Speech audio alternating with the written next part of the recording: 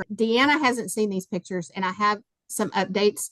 If you haven't seen, I did a YouTube with Deanna on the Block Therapy YouTube page. And this is an update from that. Can't wait. So I'm excited. This is a picture of me a few years ago.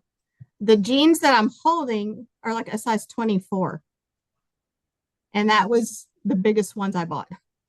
But one of the reasons I wanted to show this picture is because you've been looking at my face, but I'm going to zoom in. These last few months, but my eye shape has changed. My face shape has changed. And can you see my cursor? Yep. All of this is thyroid stuff. This whole swelling in my neck right here. And now I don't have that.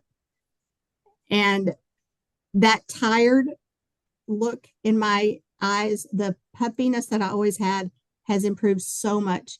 And one of the challenges with lipedema is looking in the mirror and wishing you look different. The shifts in your fascia, even from your feet, affect your face. And so that's one of the highlights that I've had, is like I'm starting to feel like I recognize myself again. All right. I didn't put all of my befores and afters, but left to right is last October, and then February, and then yesterday. Wow. I want to start with the feet because Deanna loves to start with feet. And when I looked at this, I was so happy. Part of it because every lipedema woman I have ever seen in standing prone, their ankles collapse in. And last year, mine were collapsing in. This year, 3 months ago, mine were still, you can see they're getting better. But if you look at the picture I took yesterday, I'm so much more aligned in my feet, and my ankles are not rolling in. And that makes such a difference to the knees, to the hips. My hip pain is so much less now. Every time I see a woman with lipedema, because there are shots all over the internet, there's always an issue with the gait, with the knees being in, the feet being splayed, and then it's very hard to walk. It makes your mobility decrease. And that's one of the things that Deanna said that resonated with me, because I've always heard lipedema makes you walk like that. Lipedema fat makes you have this stance where your feet are out, your knees are in, and that makes your knees hurt, and that makes your knees degrade. And that's why you have to have a knee replacement. And so, Deanna, could you explain a little bit about why this is more a cyclical thing rather than maybe a linear causation? Yeah, absolutely. And I mean, if you think about it, when we start tipping off balance, and again, that collagen starts to migrate to support us, think about what happens when you're pregnant. Think about how quickly your center of gravity shifts and changes. And so if we're not aware of our fascia and how to support those changes in that period of 9 months and then reset the body, now here we are in this alignment that has been built up from compensation over time. And then the more compensation, the more dense we are, the faster gravity's pulling you down, the more need for compensation. So that's not to say everybody that's pregnant is going to end up with lipedema and it was your 4th time, because everybody's history is unique to themselves.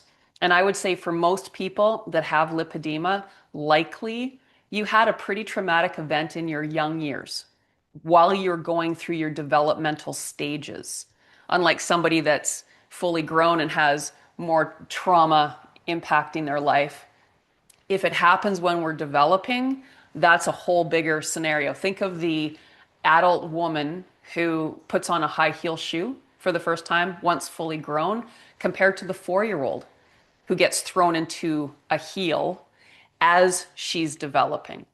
I mean, that's a very different dynamic. So all of these traumas that impact us through years, they start to twist and turn how we grew. When I was 3 years old, I had a horrendous injury on my finger. I also had a really bad arch burn, which impacted my gait, and that became part of my patterning.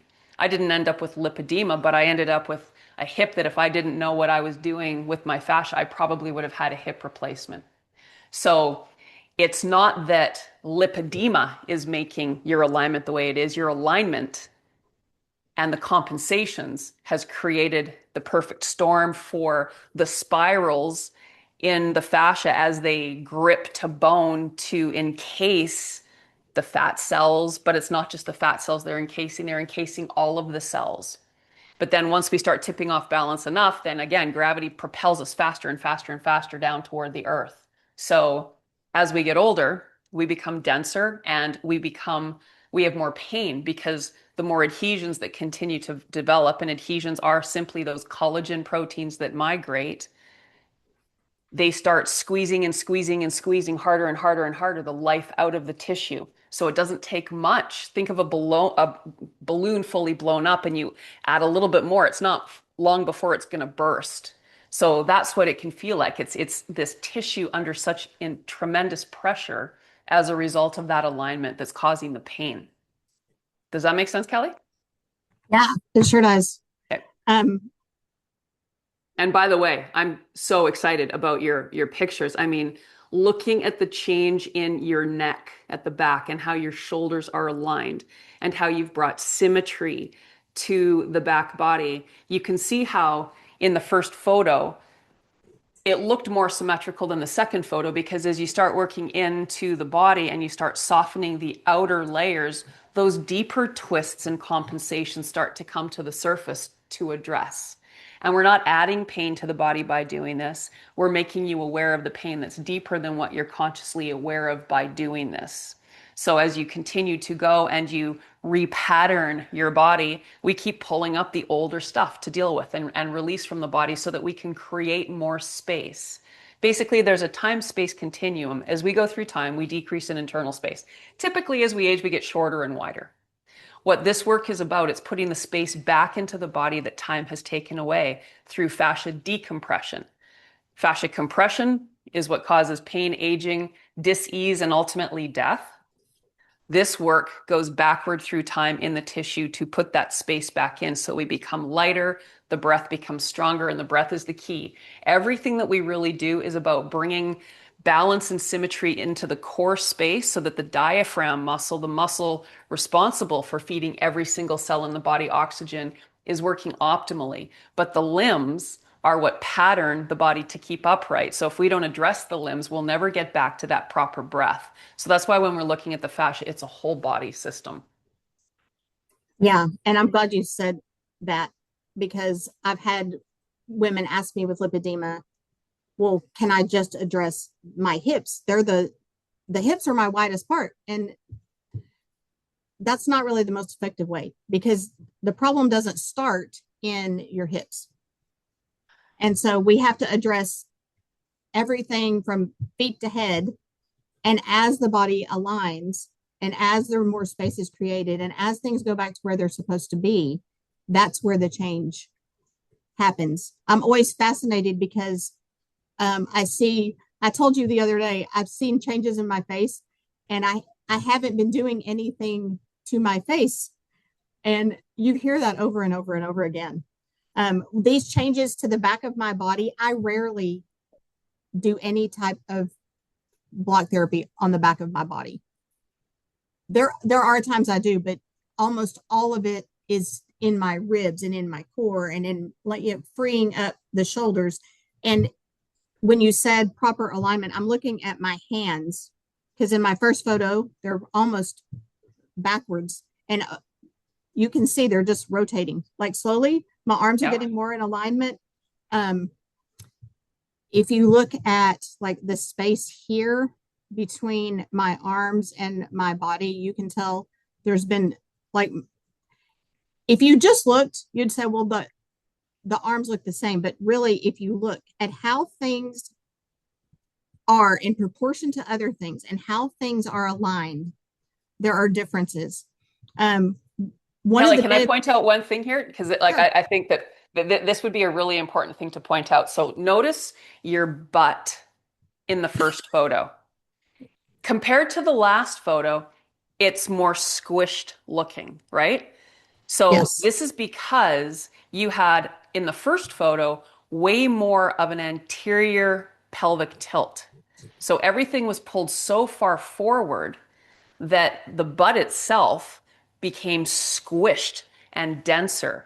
In that last photo, your pelvis is starting to align. So now your butt, I mean, we don't want that hard, you know, squished tissue like that front photo. Your pelvis is aligning, so things are starting to lengthen in the back body. And that's an indication now that your center of gravity has come back more towards your heels. In that first photo, the majority of your body weight was on the balls of your feet. And I'm about to launch at the end of September my next book called TIP, Trauma Induces Programming and Patterning. So that's what we need to understand is trauma. Again, whether it's the bully, whether it's you listening to the news, walking into an elevator and smelling a perfume that you don't like all of those things to our nervous system are traumatic because as soon as we have that initial reaction of support, like holding the breath to keep the vulnerable, soft inside of us safe, we shift in our alignment. And if we don't release that, again, like the deer who survives an attack and shakes, and we as humans don't, we hold and then we age from there, that constantly pulls us into a forward twist. And then the limbs pattern to keep you from falling, literally from tipping.